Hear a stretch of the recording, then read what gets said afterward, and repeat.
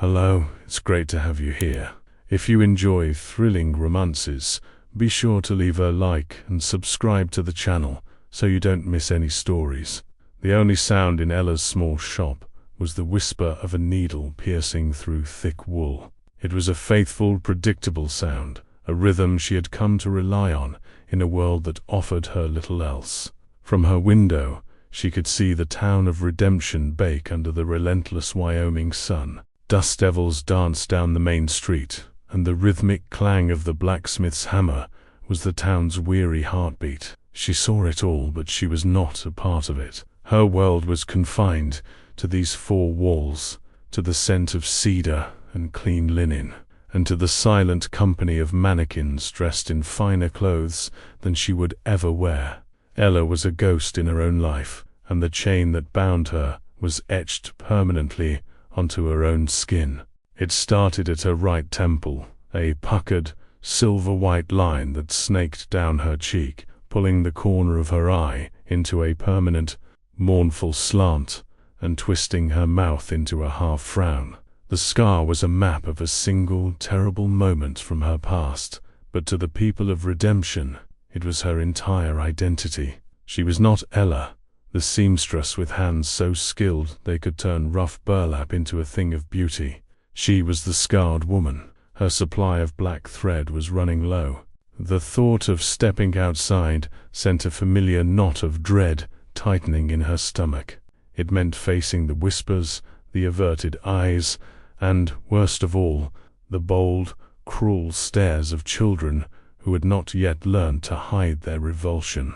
But Mrs. Gable's morning dress had to be finished by sundown. Taking a deep, fortifying breath, Ella donned a simple bonnet, pulling it low to cast as much of her face into shadow as possible. The walk to the general store was an ordeal she endured with practiced stoicism. She kept her eyes fixed on the splintered planks of the boardwalk, counting her steps, her back ramrod straight.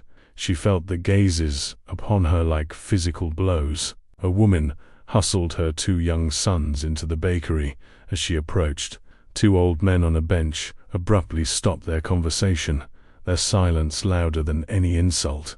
Inside the store, the air was thick with the scent of coffee bean, leather, and smoked bacon. Mr. Henderson, a man whose spine was as soft as the flour in his sacks, gave her a tight, nervous nod from behind the counter. She moved quickly, her shopping list a silent prayer in her mind. Spool of thread, a new thimble, a small bag of flour. She gathered her items, acutely aware of the other customers giving her a wide berth, as if her disfigurement were a contagion. As she placed her items on the counter, a shadow fell over her. "Well now," a voice drawled, thick with arrogance. "If it ain't Redemption's own little monster, out in the daylight." Ella didn't need to look. She knew that voice. Delbert, a ranch hand from the Miller spread, was leaning against a barrel of pickles, a mean-spirited smirk plastered across his face. He was a big man, built of swagger and cheap whiskey, and he took a particular pleasure in tormenting her. "Leave her be, Delbert," Mr. Henderson mumbled, not quite meeting anyone's eyes. Delbert ignored him, pushing off the barrel and taking a step closer. The other patrons in the store fell silent, watching. "I heard a face like that can curdle fresh milk from 50 paces. Is that true, Ella? Or do you have to get right up close to it?" Ella's hands clenched into fists at her sides. She stared at the wooden counter, at a dark knot in the grain, focusing all her energy on that single point. She would not give him the satisfaction of her tears. She would not give him the satisfaction of her rage. She would give him nothing. "That'll be 32 cents, Mr. Henderson said, his voice trembling slightly as he hurriedly bagged her items. She placed the coins on the counter, her movements stiff. As she turned to leave, Delbert blocked her path. He loomed over her, smelling of sweat and malice. "What's the matter? Cat got your tongue? Or did he get your face first?" A few nervous chuckles rippled through the store. Ella sidestepped him without a word, pushed the door open, and stepped back into the blinding sunlight. her heart hammering against her ribs. The shame was a hot, coiling serpent in her gut. She didn't run, but every step back to the sanctuary of her shop felt like fleeing a battlefield. Later that afternoon, the stagecoach rumbled into town, bringing with it a cloud of dust and a new subject for the town's gossip. Ella watched from her window as a tall man stepped out. He wore a dark, respectable suit and a flat-brimmed hat. He moved with a strange, deliberate grace, his head slightly tilted, as if he were listening to the world more than watching it. This, the whispers had already told her, was Nathaniel, the new sheriff, hired by a desperate town council, tired of the drunks and drifters who saw redemption as an easy mark. As the mayor stepped forward to greet him, the new sheriff removed his hat. The sunlight fell across his face, and a collective murmur rippled through the onlookers. His eyes were a pale, crystalline blue, like a winter sky, but they were vacant. They didn't track the mayor's outstretched hand. They didn't scan the faces in the small crowd. They stared forward into nothing. The new sheriff was blind. The skepticism was a palpable thing, a heavy cloak that settled over the town. A blind lawman. It was a joke, a bad one. How could a man who couldn't see protect them from the dangers that lurked in plain sight? Yet, Sheriff Nathaniel didn't seem to notice their doubt. He located the mayor's hand with unnerving accuracy, his grip firm. "A pleasure, Mayor," he said, his voice a calm baritone that cut through the dusty air. "I can hear the loose board on your office porch from here. We should get that fixed before someone twists an ankle." He walked toward the sheriff's office, not by sight, but by sound and instinct, his boots finding the edge of the boardwalk perfectly. He was an enigma, and redemption did not care for enigmas. For Ella, the news was just another piece of distant noise. A blind sheriff was no concern of hers. She returned to her work, the pain from her encounter with Delbert slowly receding into a familiar, dull ache. The sun was beginning to dip below the horizon, painting the sky in hues of orange and violet, when the bell above her shop door chimed. It was a soft, hesitant sound. Ella looked up from her sewing, expecting a child sent to fetch a finished garment. Instead, the new sheriff stood in her doorway. Sheriff Nathaniel paused for a moment, one hand resting on the doorframe. His sightless eyes were aimed in her general direction, but his head was tilted, that listening posture she'd noticed earlier. "Pardon me, ma'am," he said. "The scent of cedar and lavender led me here. I was told this is the seamstress's shop." Ella's breath caught in her throat. She sat frozen in her chair, the needle poised in her hand. A customer, a man. He was walking toward her. Her instinct, honed by years of humiliation, was to turn her scarred cheek away, to hide in the shadows. He stopped a few feet from her work table, holding out a dark wool coat. "I tore the sleeve on the stagecoach ride. I was hoping you might be able to mend it for me." His voice was even respectful. There was no curiosity in it, no judgments, just a simple request. Ella waited for the inevitable moment of discovery, the sharp intake of breath, the awkward pause, the hastily invented excuse to leave. It was a scene she had lived through 100 times, but it didn't come. He couldn't see her. He couldn't see the twisted flesh, the mark that defined her to the rest of the world. To him, she was just a woman in a room that smelled of cedar and lavender. Finding her voice felt like lifting a heavy stone. "Yes," she managed, the word a mere croak. "I can." She rose and stepped forward, her movements tentative. She reached for the coat, and as she took it, her fingers brushed against his. The contact was brief, accidental, but it sent a jolt through her, unlike anything she had ever felt. It was a simple, human touch, devoid of pity or revulsion. It was a touch that didn't know her shame. "Thank you," he said, a small, genuine smile gracing his lips. "I am Nathaniel, the new sheriff." For a long moment she could only stare at his calm, handsome face. He was waiting for her name. "Ella," she finally whispered, the name feeling foreign on her own tongue. It had been so long since anyone had asked for it so kindly. "Ella," he repeated, as if testing the sound of it. "It's a pleasure to meet you. I'll be back for the coat tomorrow." He turned and, with that same uncanny awareness, navigated his way back to the door. The bell chimed his departure, and then there was silence again. But this silence was different. It wasn't empty. It was filled with the echo of his voice, the memory of his touch, and the deafening, thunderous beat of her own heart. For the first time in a decade, a man had looked at her without seeing a monster. Because, for the first time, a man had looked at her and hadn't been able to see her at all. True to his word, Sheriff Nathaniel returned the following afternoon. The bell above the door announced him with the same gentle chime, and Ella's heart gave a corresponding flutter. She had spent the morning in a state of nervous energy, her needle flying through her work, her thoughts circling back again and again to the blind lawman. She had finished his coat hours ago, the tear in the sleeve so perfectly mended it was nearly invisible. It sat, neatly folded, on the corner of her table. He stopped just inside the door, his head tilted. "Miss Ella," he called out, his voice a calm anchor in the quiet room. "The coat smells of wood smoke and your lavender soap. I trust I'm in the right place." A small, unbidden smile touched Ella's lips, the unscarred side, at least. "You are, Sheriff. It's ready for you."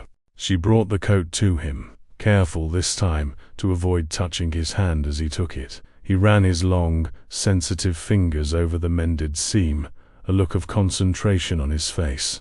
"Remarkable," he murmured. "I can barely feel the stitches. Your hands must be very skilled." Praise was a foreign currency in Ella's world. She didn't know how to accept it. "It's my trade," she said simply, her gaze dropping to the floor. "It's an art," he corrected her gently. He paused, not making a move to leave. "I have a request to make of you, if you have a moment. It's a bit unusual. A request. I have a stack of wanted posters that came in on the stage. Descriptions, names, bounties. The mayor read them to me, but his voice is like gravel in a tin can, and he rushes through the details. I need someone to read them to me slowly, clearly. I need to commit the details to memory, the sound of a name, the nature of his crime. It's how I'll know them if they pass through my town." Ella was stunned. He wanted her to read to him. He wanted her voice. "There are others who could. I've heard the others," he said, and there was no mistaking the weariness in his tone. "I hear the impatience in their voices, the pity. I hear them wondering what a blind man is doing with a badge. When you speak, your voice is steady, like the sound of that needle of yours. It's a sound I can trust." How could she refuse? It was the first time anyone had asked for something from her that had nothing to do with her scar. He wasn't asking for her to be invisible. He was asking for her to be present. I can do that, Sheriff." And so began their ritual. 2 or 3 times a week, Sheriff Nathaniel would appear at her door, a newspaper or a stack of official papers in his hand. He would sit in the simple wooden chair opposite her work table while she read.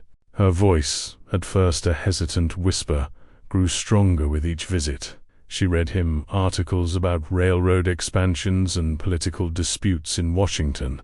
She described the faces on the wanted posters, the cruel mouths, the dead eyes, the distinctive scars creating images for him in the darkness. In return, he brought the outside world into her cloistered shop. He told her stories of the places he'd been, describing them not by sight, but by sound and smell. The clamor and brine of the San Francisco docks, the scent of pine and damp earth in the Oregon forests, the oppressive, buzzing silence of the Mojave Desert.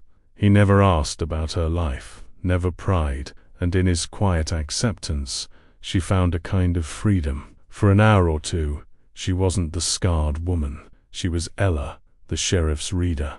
His eyes, one crisp autumn evening, as the last of the light bled from the sky, he brought a week-old copy of the Cheyenne Daily Leader. She was reading a small article about a new orphanage being built in Laramie. The article spoke of courage and charity in the face of hardship. It takes a special kind of courage to run toward trouble, to help someone else, Nathaniel mused, his sightless eyes turned toward the window as if he could see the twilight. Most people run the other way. The air in the room grew thick. Ella's hands, resting on the newspaper, began to tremble. His words, spoken with such casual admiration, had unlocked a door she had kept bolted for years.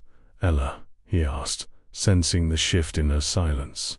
"Is something wrong?" She took a shaky breath. The story was a stone in her throat, a weight she had carried alone for so long. But looking at this man, who saw her more clearly than anyone with perfect vision, she felt a sudden, desperate need to share its burden. "My scar," she began, her voice barely audible. "People think. They think I was in a saloon brawl, or that a jealous lover marked me. They imagine all sorts of sordid, ugly things." Nathaniel remained silent, his posture one of complete attention. He didn't speak, didn't prompt her. He simply listened, giving her the space she needed. "It was a prairie fire," she said, her voice gaining a distant, haunted quality as the memory took hold. "5 years ago, I was working on a small homestead north of here. The fire came so fast, a wall of orange and black smoke that ate the sky. Everyone was running, trying to save the livestock, trying to save themselves. The Henderson family. Their cabin was right in the path of it. They got out, but in the panic, their youngest, a little girl named Sarah. She ran back inside, trying to find her doll. Ella's gaze was unfocused, seeing not her shop, but the swirling embers and suffocating smoke of that day. No one would go in after her. The roof was catching. The heat was. It was like standing at the gates of hell. I heard her crying. I couldn't stand there and listen to that child die. So I ran in," she whispered. "The smoke was so thick I couldn't see. I found her, huddled under a table, clutching that stupid rag doll. A burning beam fell from the ceiling, right where we were. I threw myself over her, tried to shield her. The beam, a piece of it grazed my face. I remember the smell of it, the searing pain. And then, nothing. I woke up days later. The little girl, Sarah, she didn't have a scratch on her. They moved away a month later. I never saw them again." She finally looked at Nathaniel. Tears were tracing clean paths through the dust on an unscarred cheek. The town forgot about the little girl. They forgot about the fire. All they see now is the ruin it left behind. The silence that followed was profound. She expected pity, or perhaps awkward discomfort. Instead, Nathaniel slowly leaned forward, his hands gripping the arms of his chair. When he spoke, his voice was thick with an emotion she couldn't name. It was deeper than respect, warmer than sympathy. It was awe. "You've been letting them call you a monster," he said, his voice low and intense. "When all this time, you've been a hero." His words struck her with the force of a physical blow. A hero. No one had ever used that word. They saw ugliness, shame, a reason to look away. Nathaniel heard courage. He sensed the truth of her character beneath the damaged surface. In that moment, the small, safe world they had built within her shop felt infinite, but such worlds are fragile. The next day, as Ella and Nathaniel were leaving her shop, he had offered to walk her to the mercantile to ensure she wasn't troubled. They saw Delbert and 2 of his friends stumbling out of the saloon. Delbert's eyes, red-rimmed and full of spite, landed on them immediately. "Well, looky here," he sneered, loud enough for half the street to hear. "The blind fool and his ugly pet. Taking her for a stroll, Sheriff. You best keep a good grip on her leash." Nathaniel stopped, his body going still and rigid. Ella flinched, instinctively wanting to shrink away, but Nathaniel's hand shot out, not with aggression, but to gently touch her arm, a silent command to stay put. "You have something to say, Delbert?" Nathaniel asked, his voice dangerously quiet. His head was aimed directly at the sound of Delbert's voice. "I'm just saying what everyone's thinking," Delbert spat, emboldened by the whiskey and his audience. Redemption has become a freak show. Got a lawman who can't see past his own nose, and the scarred-up hag who reads him bedtime stories. How are you going to stop a real crime, Sheriff? Gonna sniff it out? Or is she gonna describe the bullet to you after it's in your gut? The cruel laughter of Delbert's friends echoed in the street. Ella could feel the eyes of the town on them, the familiar mix of morbid curiosity and scorn. But Nathaniel didn't get angry. He didn't draw his weapon. He simply stood there, a bulwark of calm against Delbert's tide of hate. A man's worth isn't in his eyes, Delbert, Nathaniel said, his voice clear and carrying. And a woman's worth isn't on her skin. It's in her character, something you know nothing about. He turned his head slightly as if dismissing him. Come, Ella. He placed a hand on the small of her back and guided her past the fuming ranch hand. They walked toward the mercantile in a charged silence, leaving Delbert to stew in his own impotent rage. The town was watching, and a line had just been drawn in the dust of redemption. Folks, I'd love to know where you're all tuning in from. Write your city and state in the comments so I can send a hello your way. Delbert's humiliation festered like a snakebite. Nathaniel's calm dismissal had been more galling than any punch or angry retort. In the dim, whiskey-soaked confines of the saloon, his resentment curdled into a dangerous plan. He wasn't just a bully. He was a man consumed by a deep, gnawing sense of his own inadequacy, and he'd found the perfect targets for his rage. He's a joke, Delbert slurred to his two cronies, a pair of listless ranch hands named Hank and Floyd, a blind man with a tin star. And she walks around with her head held high now, like she ain't the ugliest thing in Wyoming.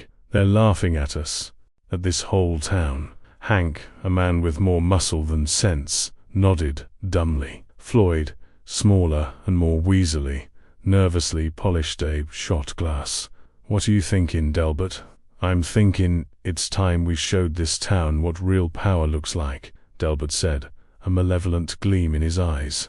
The payroll wagon for the railroad comes through on Friday, leaves the bank at noon sharp. 2 guards, both of them older than dirt. While everyone's at home for their midday meal, we take it. Easy as sin. Robbed the payroll, Floyd squeaked, his eyes wide. That's hanging business, Delbert. Not if you don't get caught, Delbert shot back, slamming his fist on the sticky table. And who's gonna catch us? The blind sheriff. He won't know what's happening until it's over. It's perfect. We get the money, and we make him look like the helpless fool he is. They'll run him and his scarred-up pet right out of the territory on a rail. The plan was as simple as it was vicious. It was a crime born not just of greed, but of a desperate need to tear down the 2 people in redemption who had inadvertently exposed Delbert's own hollow core. Friday morning dawned clear and cool. An uneasy quiet had settled over the town, the kind that often precedes a storm. Nathaniel felt it in the air. He stood on the porch of his office, his face turned toward the sun, but his senses were stretched taut, probing the town's subtle currents. He heard the usual sounds, the blacksmith's hammer, the distant lowing of cattle, but underneath it, there was a discordant note. Earlier, he had passed Delbert on the boardwalk. The ranch hand had reeked of cheap whiskey, a scent of false courage. But there was something else, too, the sharp, metallic tong of nervous sweat. Nathaniel had also caught the faintest whisper between Delbert and Floyd as they scurried into the saloon. Just 2 words. ... noon sharp. It was nothing, and yet it was everything. His blindness had taught him that the world was full of clues for those who knew how to listen. His instincts screaming, he walked the familiar path to Ella's shop. The bell chimed, and she looked up from a delicate lace collar she was mending, her expression softening as he entered. "Sheriff," she said, her voice the one truly peaceful sound in his day. "Ella," he said, his tone urgent. He closed the door behind him. "I need your help. I need your eyes." He explained his unease, the scent on Delbert, the whispered words, the palpable tension in the air. The payroll wagon is due to leave the bank in an hour. Your window has a perfect view of the street in front of it. I fear something is planned, but I have no proof. I can't act on the smell of fear alone." Ella moved to the window, her heart beginning to pound. From her vantage point, she could see the entire scene, the imposing brick facade of the Redemption Bank, the dusty street, the saloon across the way. "What do you need me to do?" "Just watch," he said, his voice low and steady. "Tell me everything you see. Everything. The position of the sun, the number of horses, the way a man shifts his weight. Be my sight, Ella." He took up a position near the door, out of sight from the street, his hand resting on the worn grip of his Colt. The minutes ticked by, each one stretching into an eternity. Ella stood at the window, her body tense, narrating the mundane life of the town in a quiet, steady voice. The banker is sweeping his steps. Mrs. Gable is hanging her laundry. 2 riders just came into town from the east. They were tying their horses outside the saloon. "Describe them," Nathaniel commanded softly. "Big men, wearing dusters. Their hats are pulled low." She paused. "It's Hank and Floyd, Delbert's friends." Nathaniel's jaw tightened. "Keep watching." The town clock began to chime, the noon hour. As if on cue, the 2 guards emerged from the bank, carrying a heavy strongbox between them. The street had gone unnervingly quiet, the usual midday traffic having vanished. "They're loading the box onto the wagon," Ella whispered, her voice trembling slightly. "Delbert, he just stepped out of the alleyway beside the bank. He has a shotgun. Where are Hank and Floyd?" Nathaniel's voice was ice. "Across the street, by the saloon. They're moving toward their horses, reaching for their rifles."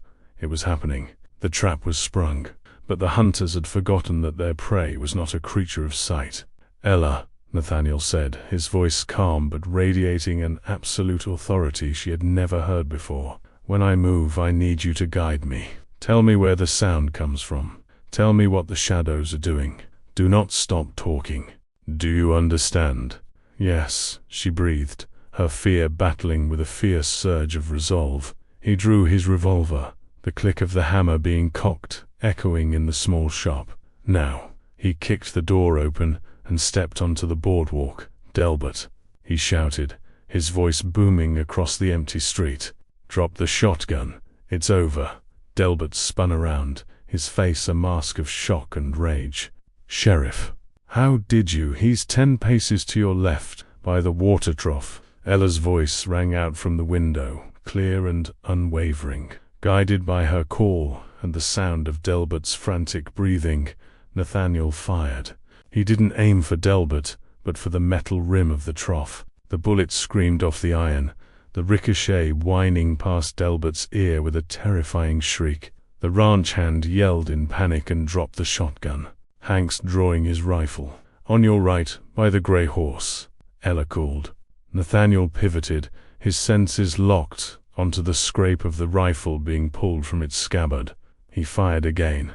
The bullet slammed into the wooden hitching post inches from Hank's hand, sending splinters flying. Hank yelped and scrambled back, dropping the weapon. Floyd, seeing his friend so easily neutralized, lost his nerve completely. He turned to run. "The coward is running east, toward the livery," Ella shouted. "Let him go," Nathaniel said, his attention focused entirely on the main threat. He began walking slowly, deliberately, toward the disarmed Delbert, his revolver held steady. "It's you I want." Delbert stared at the blind man advancing on him, his face a mess of confusion and terror. It was impossible. He couldn't see. How could he know? He backed away, stumbling over his own feet, his bravado utterly shattered. He found himself backed against the brick wall of the bank, trapped. Nathaniel stopped a few feet away, the barrel of his Colt unwavering. The townspeople were now creeping out of their homes and shops, drawn by the gunshots, their faces filled with disbelief. "Why, Delbert?" Nathaniel asked, his voice low. "Why this? Why her?" Delbert's face crumpled. The whiskey, the rage, the years of resentment, all came pouring out of him in a torrent of pathetic, gasping words. That fire, the prairie fire years ago. I was there. I was just a boy. I saw the Henderson cabin burning. I saw her, that little girl, trapped inside. I heard her screaming. His eyes, wild with a long-buried shame, found Ella's window, and I did nothing. I just stood there, frozen, a coward. Then she ran in. This skinny girl, she ran right into the fire and carried the child out. And every day since, I've had to look at that scar on her face. Every day, it reminded me of what a coward I was. I hated her for it. I hated her for not being scared. A collective gasp went through the crowd. The truth, raw and ugly, hung in the air.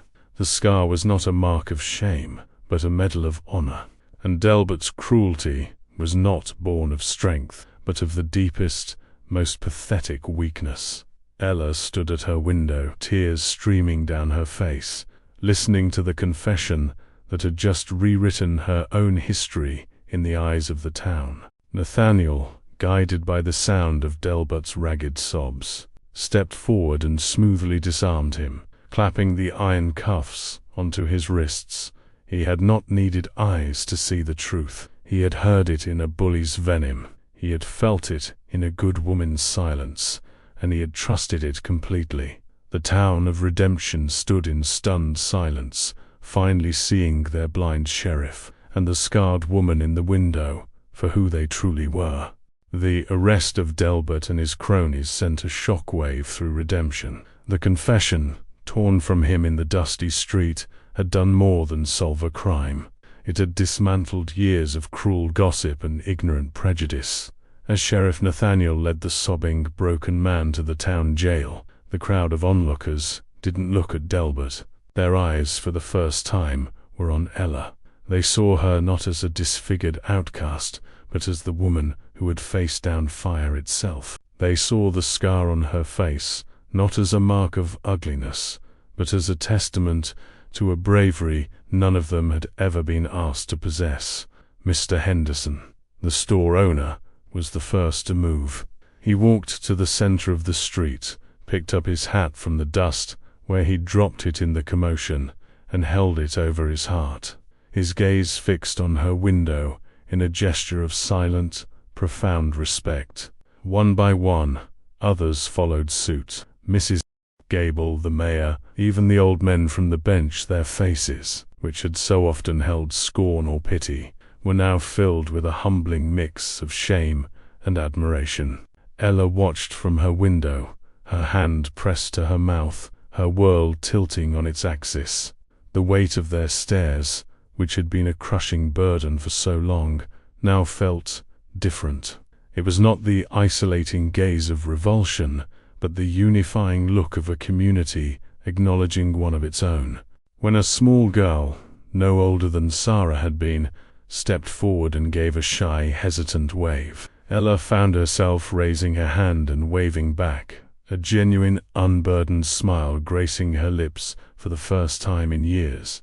Later that evening, long after the sun had set and a blanket of stars had been cast across the Wyoming sky, the bell on her shop door chimed softly. She didn't need to look up. She knew the sound of his deliberate footsteps, the way the air seemed to settle in his presence. Nathaniel stood in the doorway, the cool night air framing his silhouette. He had taken off his hat, and in the dim lamplight, his handsome face was etched with a quiet intensity. For a long moment, neither of them spoke. The silence wasn't empty. It was filled with everything that had happened that day, with all the unspoken words that had passed between them over the preceding weeks. "The town is quiet now," he said finally, his voice a low rumble. "They see you, Ella. I hear it in the way they speak your name. They say it with respect. They see me because of you," she replied, her voice soft.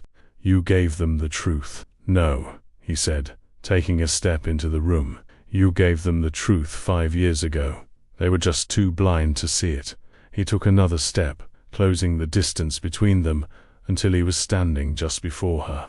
The scent of pine, leather, and the clean night air enveloped her.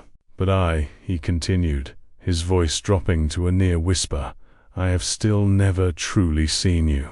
Ella's breath hitched. She knew what he was asking. It was a request more intimate than a kiss, more revealing than any confession. She gave a single, almost imperceptible nod. Slowly, as if approaching a skittish fawn, Nathaniel raised his hands. He didn't reach for her immediately, but held them suspended in the space between them, giving her one last chance to retreat. When she remained still, he gently, reverently, cupped her face. His touch was electric. His palms were warm and slightly calloused, the hands of a man who knew work and hardship. His thumbs came to rest on her cheekbones. He was exquisitely careful, his movements a form of silent inquiry. He traced the line of her jaw, the delicate curve of her brow, the soft fullness of her lower lip. He was mapping her, learning her features with a tenderness that made her knees weak. She closed her eyes, giving herself over to the sensation, to being seen in this profound, elemental way. Then, his fingers moved to the scar. She flinched, an involuntary, deeply ingrained reaction. But his touch didn't recoil. It didn't falter. Instead, his fingers traced the raised, jagged line from her temple down her cheek with an almost holy reverence. He followed its path, feeling the story she had told him, the texture of her sacrifice. He wasn't feeling damaged skin. He was reading the bravest sentence ever written. A single tear escaped her eye and rolled down her cheek, and he caught it with the pad of his thumb. This, he whispered, his voice thick with emotion, his fingers still resting on the scar that had defined her for so long. This is not a mark of ugliness, Ella. This is the map of a hero. To me, it's the most beautiful thing I've ever seen. In that moment, the last of the walls around Ellie's heart crumbled into dust. She leaned into his touch, a sound escaping her that was half sob, half laugh. He drew her closer, his arms wrapping around her, and held her as if she were the most precious thing in the world. He hadn't just touched her face. He had touched her soul. The seasons turned in redemption. The harsh winds of winter gave way to the tender green of spring. Delbert and his men were sent to the territorial prison in Laramie, and the town, under the watchful care of its blind sheriff, found a new kind of peace. The seamstress shop was busier than ever, but Ella was no longer a prisoner within its walls. She walked through the town with her head held high, her bonnet often left hanging on its peg. The whispers that followed her now were not of mockery, but of wonder. She was their hero, their quiet guardian, a living legend in their small corner of the world, and she was never alone. Most days, she walked with her arm linked through Nathaniel's. She was his eyes, describing the changing colors of the sky and the new folds in the pasture. He was her anchor, his steady presence, a constant reminder that her worth was not something to be seen, but something to be known. They were an unlikely pair, the woman everyone saw too much of, and the man who couldn't see at all. But together, they saw everything that mattered. They were no longer the scarred seamstress and the blind sheriff. They were redemption's heart and its guardian, a living testament to a love that had dared to look beyond the surface and had found a truth more beautiful than sight itself. True sight is not found in the eyes, but in the heart. The deepest scars are often invisible, carried by those who judge others, while physical scars can be beautiful maps of courage, heroism, and love. If this story touched your heart, don't forget to confer your subscription and leave a like. It helps us a lot.